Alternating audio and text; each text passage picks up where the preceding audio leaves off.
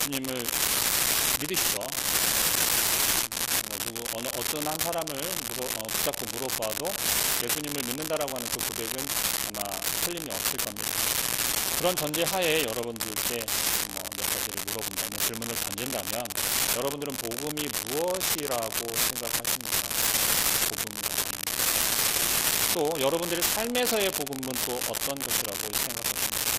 그리고 여러분들에게는 얼마나 그 복음에 대해서 의미를 부여하고 계신가? 그리고 여러분들의 삶에서 그 복음이 미치는 영향은 얼마나 크거나 같습니까? 그리고 부분적인 질문이 될 수 있겠지만 여러분들께서는 복음을 얼마나 알고 계십니까? 제가 여러분들에게 지금 던진 이 질문들은 너무나도 기본적인 질문이죠. 우리가 잘 알고 있고 우리가 의지하고 있으며, 또한 그 대답을 우리의 삶 속에서, 여러분들의 삶 속에서, 예배를 통해서 혹은 묵상을 통해서 또는 개인적인 체험이나 경험들을 통해서 많이 겪었거나 또는 스스로 던지는 질문일 수도 있을 것입니다. 그러나 여러분들이 스스로 이 질문들에 대해서 고민해 보아야 할 것은 얼마나 하나님과의 관계가 되어지고 있는지, 그것을 점검할 수 있는 아마 질문이 아닐까라고 생각합니다. 이 복음이라고 하는 주제에 대해서 우리의 역사 속에서, 우리의 삶 속에서 굉장히 많은 대립과 갈등과 혼란들이 있어 왔던 것을 우리는 잘 알고 있습니다. 어떤 사람들에게 이 복음이라고 하는 것이 큰 좋은 소식이 될 수도 있겠지만, 혹은 어떤 사람들에게 있어서는 이 복음이라고 하는 것이 썩 좋지 않은 소식이 될 수도 있다라는 것입니다. 다시 말하면 이 복음이라는 것을 싫어하는 사람들도 있을 수 있다는 것입니다. 그런데 우리가 잘 살펴보면 정말 극명하게 상반되는 모습들을 볼 수 있는데요. 우리가 복된 소식, 이 복음을 좋아하는 사람들은 어떻게 해서든지 그 복음을 전하려 하는 모습을 볼 수 있고요. 반대로 그걸 싫어하는 사람들은 또 어떻게 해서든지 그것을 막으려고 하는 그런 모습을 우리는 볼 수 있습니다. 우리 주변에도 혹시 그런 모습들을 보시나요? 경험하지 못했다라고 하면 언젠가는 반드시 경험하게 될 거라고 생각합니다. 왜냐하면 저는 여러 번 겪어보았거든요. 예수님을 전한다라고 하는, 이 성경을 전한다라고 하는 그 이유 하나만으로 정말 이유 없는 핍박을 당하고요, 이유 없는 제재를 당하거나 쫓김을 당하거나 하는 경우들을 제가 직접 옆에서 많이 보아왔기 때문에 그렇습니다. 좀 넓은 범위에서 이야기를 하자면 이 복음이라고 하는 것이 사실은 인류 전체를 대상으로 했을 때 그저 둘로 딱 나뉘어지는 것을 우리가 생각해 볼 수 있을 거예요. 자, 복음은 본질상 모든 사람들이 좋아하고 즐거워해야 하는 게 맞죠. 그러지 않습니까? 예수님을 믿는 것을 전제로 한다고 했죠, 제가. 그러면 예수님을 믿는 사람들에게 있어서 이 복음이라고 하는 것은 너무 당연하게 즐거운 일일 수밖에 없어요. 좋은 소식이기 때문에 그렇죠. 그런 관점에서 모든 인류가 이 복된 소식을 접하고 듣게 되는 것은 즐거운 일이 아닐 수 없겠죠. 그런데 이 복된 소식이다라고 하는 것을 우리가, 제가 여러분들과 나누었을 때 지난주에 칭의에 대한 이야기를 했거든요. 금요일날 저 말씀 나눌 때. 근데 그 칭의라는 게 어떤 용어라고 제가 말씀을 드렸어요. 법정적인 용어라고 이야기를 했거든요. 재판장에서 사용이 되어지는 그런 용어라는 거예요.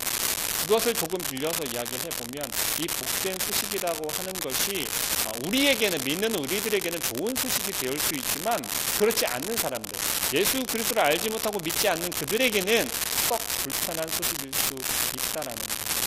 그런데 그것이 어떻게 표현되냐면 성경에서는 예쁜 말로 표현되고 있지는 않다라는 거예요. 우리가 듣기 좋은 말로는 표현되고 있지 않다라는 거죠. 복음은 직설적으로 이야기된다라는 거예요. 그것을 우리가 재판장에서 선고되어지는 어떤 재판의 선고라든지 판결문을 낭독하는 그런 것에 비추어서 생각해 본다면 조금 그게 당연하다라고 여겨질 수 있을 거예요. 재판장에서 최고의 형벌을 내리는 것은 사형이겠죠. 사형 혹은 제일 좋은 선고는 무죄라는 거겠죠. 근데 그것을 붙였을 때 우리 그리스도인에게 있어서 복음이다라고 하는 것이 무죄 선고를 하는 것이냐 아니면 사형 선고를 내리는 것이냐라는 것에 비추어 볼 수 있습니다. 재판장에서 사형을 선고할 때 꼭 그렇게 그 사형 선고하거나 재판장에서 선고하는 것을 혹시 참관하거나 본 적이 있으실까요? 텔레비에서가 아니라 실제 그 현장에서 굉장히 기분 나쁜 어투로 혹은 굉장히 기분 나쁘고 직설적으로 이야기를 하는 걸 볼 수 있습니다. 그리고 거기에서는 정말 우리 세상 표현을 하자면 발가벗겨지는 그러한 느낌을 받을 정도로 표현을 해요. 직설적으로 이야기를 한다는 거죠. 그런데 성경에서 복음을 이야기할 때도 그런 식으로 표현이 되어지곤 한다라는 겁니다. 뭐 예를 들어 어떤 거요? 믿지 않으면 지옥 가, 죽음이다. 죄의 값은 사망이다. 믿지 않으면 죽는 거다. 라는 거죠. 우리들은 그러한 진실 속에서 사실은 불편한 반응들을 많이 보여주는 게 믿지 않는 자들. 때론 믿는 자들 속에서도 그러한 반응을 보이곤 한다는 거죠. 과연 그들을 통해서 그들에게 있어서 복음이 정말 믿어지는 것일까? 혹은 그들의 삶을 얼마나 그 복음이 영향을 끼치고 있는 것일까라는 것을 되짚어 볼 수 있을 것입니다. 하나님이라고 하는 그 존재에 대해서 우리 인간에게는 사실은 모르는 자들에게일 수도 있고 믿는 자들에게일 수도 있습니다. 그런데 하나님이라고 하는 이 존재 자체가 사실은 조금은 불편해요. 무엇이 불편하냐면 뭔가를 이렇게 책임져야 된다라고 하는 그런 생각이 빠질 수 있거든요. 이 책임진다라고 하는 것은 하나님 때문에 무언가를 해야 되고 하나님으로 인해서 무엇을 해야 되고 그러한 것들을 이야기하는 거죠. 다시 말하면 나 하나만으로 만족하지 않고 나 하나만으로 되어지지 않는다라는 것을 우리는 무의식 중에 인정하고 있다라는 거예요. 결국 내가 왕이 되고자 하고 내가 가장 최고 위에 올라가고자 하는 그러한 마음과 욕심들이 결국은 이 하나님에 대한 존재가 부담스럽게 우리에게 작용한다라는 것입니다. 그런데 성경에서는 그러한 것들을 우리에게 요구하고 있다라는 거예요. 믿는 사람 속에서도 마찬가지입니다. 믿는다라고 하나님을 믿는다고 예수 그리스도를 믿는다라고 이야기를 하면서도 때때로는 그렇게 우리는 바라보거나 요구할 때가 있어요. 어떤 거냐면 하나님을 그저 우리 시골 방학 때 어린 아이들이 우리 자녀들이 뭐 손자들이 방학 때 되면 할아버지 할머니한테 와가지고서 하염없이 할아버지 힘들겠지만 그 무릎에서 놀고 있고 요구하고 바라고 떠오르는 그런 모습 혹시 떠올리시나요? 우리는 마치 그 하나님을 향해서 그런 식으로 여길 때가 있다라는 거예요. 무슨 얘기냐면 우리의 잘못은 이렇게 큰데 하나님 앞에서는 하나님 한 번만 봐주세요. 그럴 수도 있죠. 이번 한번 용서해 줄 거죠. 이번에 제가 어쩌다 보니까 실수했어요. 깜빡했네요. 라고 하면서 자꾸 어떻게요? 저렇게. 우리 흔한 말로 그런 거 있죠.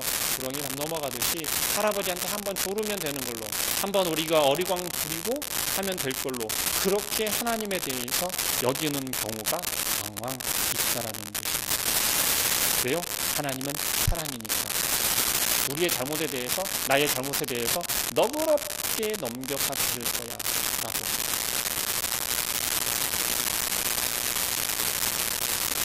정말 그럴까요? 그렇게 만약에 여긴다라고 하면 복음에 대해서 우리가 잘 알고 있지 못하기 때문에 그렇습니다. 성경에서는 이야기를 하죠. 성경에서 이야기라는 것은 하나님의 관점과 인간의 관점에 대해서 이야기를 해요. 먼저 하나님의 관점에서 바라볼 때 하나님께서는 어떤 분이십니까? 성경에서는 하나님께서 세상을 창조하셨다라고 이야기를 해요.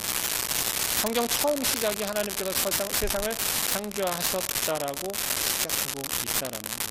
모든 우주 만물이 어디에 있다고? 하나님 주관 안에 있다라는 거예요.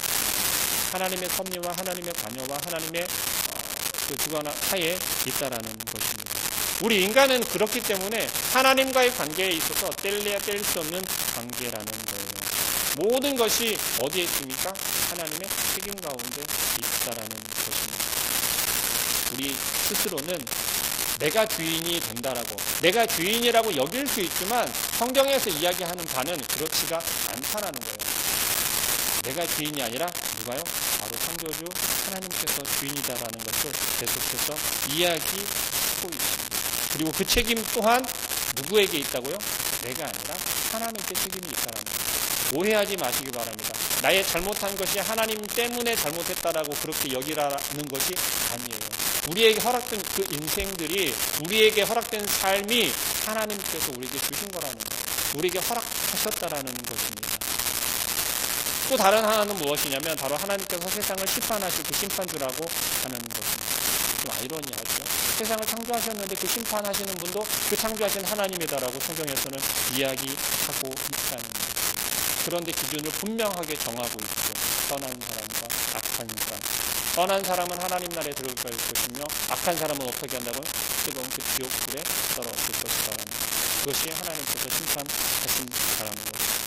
그런데 중요한 것, 그것을 피할 수 있는 사람은 단 한 사람도 없다는 거죠. 이것이 복음입니다. 이것 뜻입니다.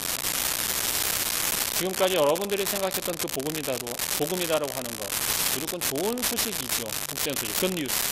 그죠? 복음이라고 하는 것을 우리가 생각하고 접할 때, 생각할 때, 말할 때 좋은 것만 우리는 생각하게 되어 있다라는 거죠. 그런데 성경에서 이야기하는 바는 오직 그 결과만을 이야기하는 게 아니라는 거예요. 먼저 이야기하고 있는 것은 그 복된 소식이 무엇이냐면 이거예요. 하나님께서 마지막에 심판하시는 거예요. 하신다라는 겁니다.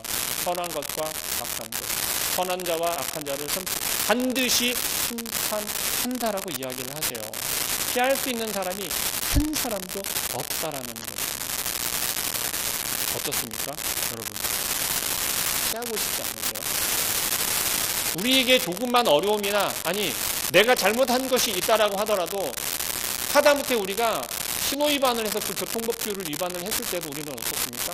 그것을 좀 넘어가고 싶잖아요. 해서든지. 그러나 그럴 수 있다는 거예요? 없다는 거예요? 없다는 거예요. 복음의 시작은 거기에서부터 시작한다라는 거예요. 그리고 이제 인간에 대해서 한번 생각을 해볼까요? 하나님에 대한 우리의 마음 어떻습니까? 우리의 마음 가운데 불편함이 생긴다라고 하는 것. 그것은 왜 그럴까요? 심지어 하나님을 향해서 하나님에 대해서 증오하는 마음까지도 생긴다라는 거예요. 얼마 전에 그런 예를 들어주신 적이 있는데 장로님께서 돌아가시기 직전에 어떻게 했다고요? 하나님 앞서 하고 죽었다라고 그렇게 이야기하는 거예요. 그 원인이, 그 이유가 어디에 있을까라는 거예요. 단언컨대 그분은 복음에 대해서 잘 알지 못했다라는 거예요. 복음을 온전히 알지 못했다라는 거예요. 인간은 죄인이기 때문에 의로울 수가 없다라고 이야기를 해요. 성경이 말하는 인간에 대한 불편한 것은 무엇이냐면 인간의 의로움은 정말 갯바닥에 버려지는 그런 누더기와 같다라고 표현하고 있어요. 하나님의 공의로운 그 심판하심이 우리를 깨끗해 하실 텐데, 그렇죠? 하나님께서 우리를 깨끗하게 해주시면 되잖아요.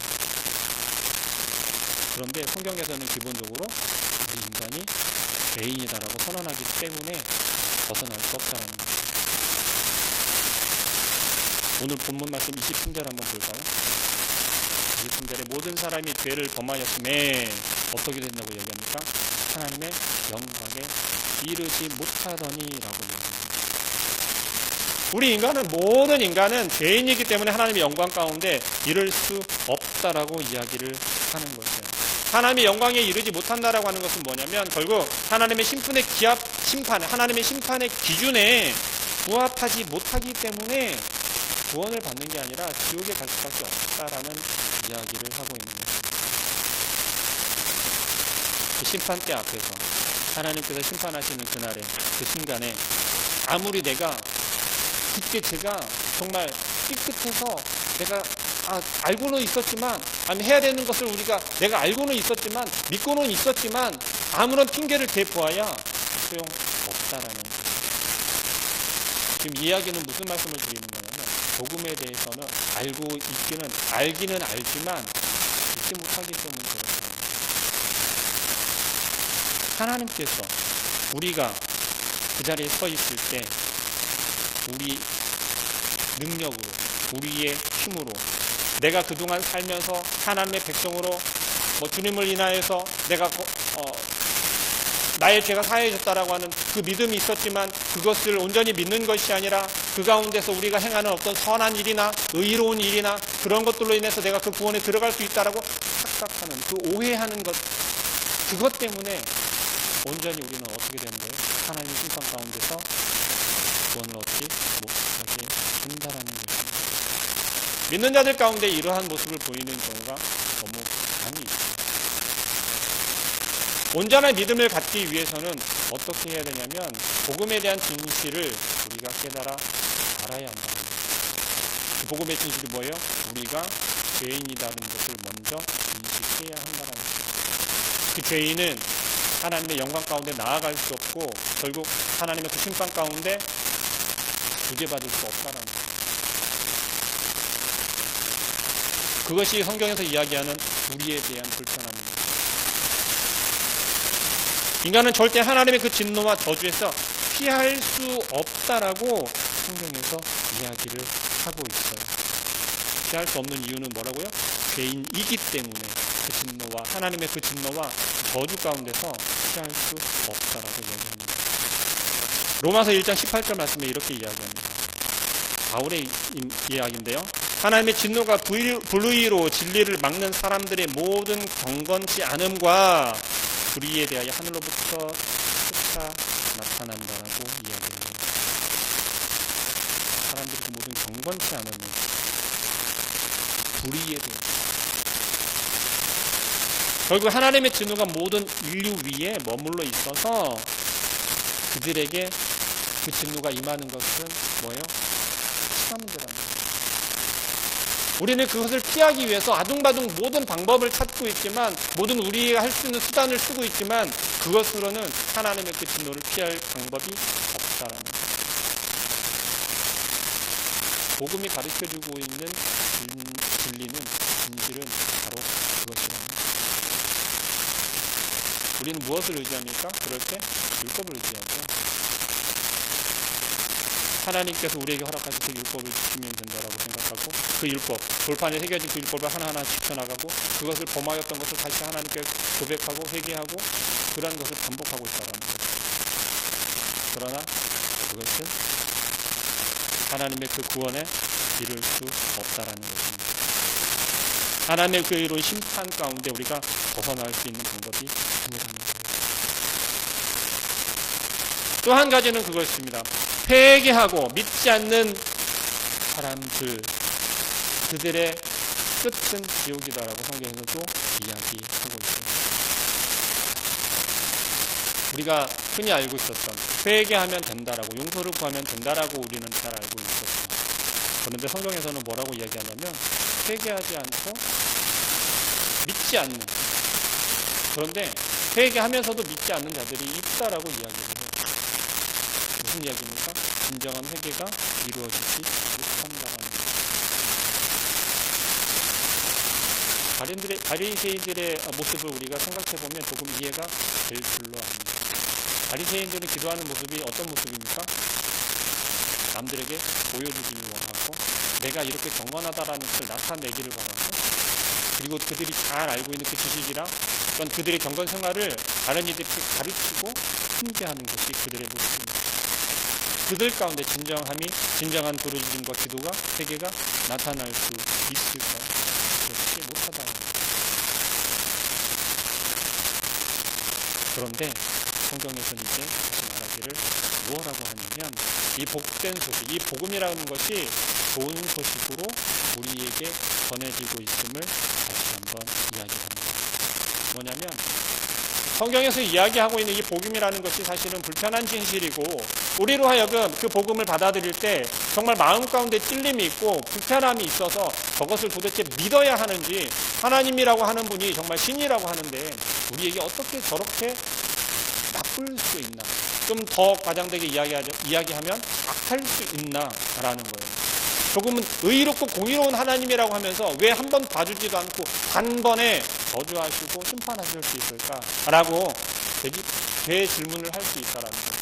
그러나 성경에서는 분명한 기준을 내세우고 있습니다.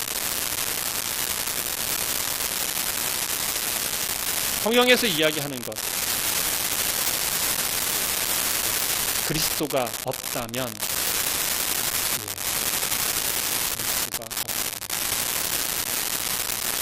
성경 전체, 구약과 신약 66권 전체를 아우러서 이야기를 하고 있는 것은 그리스도를 빼놓고 이야기하고 있지 않다라는 것입니다. 결국 이 복음은, 복된 소식이라는 것은 어디에서 시작해서 어디로 끝나냐면 예수 그리스도로 시작해서 예수 그리스도로 끝나는 것이 복음이다라고 이야기를 하고 있습니다. 우리를 향한 하나님의 그 진노와 저주가 어떻게 바뀌는 것이냐면 하나님의 은혜와 축복으로 바꾸어진다라는 사실입니다. 이것이 믿어지십니까? 믿어지셔야 합니다. 그것이 우리의 삶 가운데서, 여러분들의 삶 속에서 그것이 믿어져야 되고 나타나져야 되고 보여져야 하는 것입니다. 그것이 우리를 향한 하나님의 사랑과 은혜와 축복임을 바쳐야 한다는 것입니다. 그리고 그럴 때 하나님의 영광 가운데로 우리가 나아갈 수 있다라는 거예요. 21절 말씀, 우리가 함께 읽은 본문 말씀 21절을 우리 함께 읽어보겠습니다. 시작. 이제는 율법 외에 하나님의 한 의가 나타났으니 율법과 선지자들에게 증거를 받은 것이다. 아멘. 자, 이제는 이다라고 시작을 하고 있어요. 그런데 이제는 이라고 하면 앞에서 이야기한 것과 이어져서 간다라고 여겨질 수 있거든요. 그런데 헬라어의 그 시제로 보면 그러나 이제는 이다라고 구분 지어서 다시 이제 화제가 바뀌고 있음을 표현하고 있어요. 지금까지 이야기한 바와 이제 분위기가 완전히 바뀌어져서 이제는 복음을 통해서 너희들이 불편한 마음과 또한 너희들의 삶에서 현실이 불편했었다면 이제는 그 불편함이 어떻게 바뀌는 거냐면 그 복음을 통해서 기쁨으로 바뀌어진다라고 하는 것을 의도한다라는 것입니다. 율법의 행위로는 그 앞에서 의롭다고 하심을 얻을 육체가, 얻을 사람이 하나도 없다라고 선언하고 있어요. 어디에서요? 20절 말씀입니다. 그러므로 율법의 행위로 그의 앞에 의롭다 하심을 얻을 육체가 없나니 율법은 죄를 깨달음이라라고 이야기합니다. 여러분, 하나님께서 우리들에게 무엇을 보내주셨다라고 이야기해요? 하나님의 한 의라고 이야기하고 있어요. 여기서 이야기하는 하나님의 한 의가 누구를 가리키는 것이죠? 예수 그리스도를 가리킨다는 거예요. 결국 우리는 그 예수 그리스도를 믿음으로 어떻게 된다고요? 하나님께서 의롭다고 칭해 주신다는 거예요. 그것이 없으면 우리는 어떻게 된다는 거예요? 아무리 우리의 믿는다라는 믿음이 헛된 믿음이 된다라는 거예요. 나의 믿음이라는 거죠. 나의 공로라는 거죠. 우리의 노력이라는 겁니다. 그런데 성경에서 이야기하는 바는요, 그렇게 해서는 소용없다라는 거예요. 하나님께서 우리를 의롭다고 칭해 주셔야 한다는 거예요. 근데 그 의가 어디로부터 오는 거예요? 예수. 여러분들이 믿는 믿음은 과연 어떤 믿음입니까? 여러분들이 믿고 있는 그 복음은, 알고 계신 복음은 무엇입니까? 그 복음이 정말 여러분들의 삶을 변화시키고 계십니까? 여러분들의 삶을 살아내고 계십니까? 우리들에게 진지하게 질문하고 있는 것입니다. 요한복음 1장 1절에 태초에 말씀이 계십니다. 이 말씀 곧 예수 그리스도를 이야기하고 있습니다. 결국 하나님께서 그 한 의를 보내주시는 것은 제가 말씀드린 것처럼 하나님의 그 창조사역 가운데 가장 시작에서부터 예수 그리스도와 함께 사역하셨고 예수 그리스도의 그 사역이, 그 이야기가 시작이 된 거라는 거예요. 그것이 복음이라는 거예요. 우리는 그것을 믿어야 하는데 그냥 믿기만 한다는 거예요. 거기에 예수 그리스도는 없고 그죠? 아예 믿음만 있어요. 제가 청년들에게 설교할 때도 그랬고 제가 금요일과 수요일에 설교할 때도 말씀드린 거예요. 믿음은 어디에서부터 오는 거죠? 누구로부터 오는 겁니까? 우리의 노력이나 우리의 헌신이나 열심으로 얻을 수 있나요? 믿음 또한 어디로부터요? 하나님께서 허락. 결국 우리의 열심이 헛된 열심이 될 수 있고요. 우리의 헌신이 헛된 헌신이 될 수 있다는 거예요. 왜요? 우리가 복음을 우리가 복음을 오해했기 때문에 그 복음의 불편한 진실만을 우리가 바라보고 쫓아갔기 때문에 내가 열심히 하지 않으면 안 된다라고 하는 그러한 우리를 나 스스로를 정죄함 가운데 빠져버릴 수 있다는 거예요. 하나님께서 말씀하시는 것이 아니라는 거예요. 예수 그리스도를 통해서 우리의 모든 죄가 우리의 모든 것들이 어떻게 됐다는 것입니까? 하나님의 진노와 저주 아래 있는 것이 아니라 해결되어졌다. 칭의라는 게 뭐라고 했습니까? 재판장에서 너 이제 죄 없어 라고 최종 선고를 내려주는 거예요. 하나님께서 예수 그리스도를 통해서 예수 그리스도를 믿는 우리들에게 선고해 주시는 거예요. 뭐라고요? 죽음이 없어. 영원한 생명, 구원. 누굴 통해서요? 예수 그리스도. 그런데 우리는 자꾸 어떻게 오해합니까? 나 믿음 있어 라고 하면서 열심히 내가 믿는 믿음으로 헌신하고 봉사하고 열심히 선한 일을 행하고 우리의 삶 가운데 나의 모습이 경건해야 돼라고 하는 그러한 모습들로 자꾸만 나타나고 드러나려 한다라는 거예요. 그렇기 때문에 실패할 수밖에 없고 그렇기 때문에 자꾸만 넘어지고 무너지게 된다는 거예요. 복음은 뭐예요?